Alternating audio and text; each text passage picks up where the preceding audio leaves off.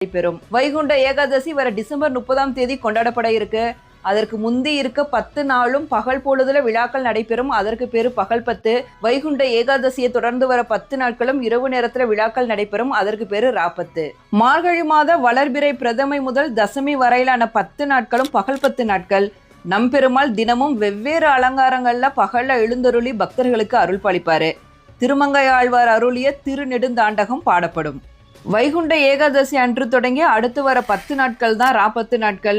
சொர்க்கவாசல் எனப்படும் பரமபத வாசல் திறக்கப்படும். நம்பெருமாள் ரத்தின அங்கி அணிந்து இந்த வாசல் வழியாக எழுந்தருள்வார். இதுதான் விழாவோட முக்கியமான நிகழ்வு. 4000 திவ்ய பிரபந்த பாசுரங்களை ராகத்தாளத்தோடு அபிநயம் செய்து பாடும் அரையர் சேவை இந்த ராபத்து நாட்கள்ல நடைபெறும். நம்மாழ்வார் மோட்சம் நிகழ்ச்சியுடன் வைகுண்ட ஏகாதசி திருவிழா நிறைவடையும்.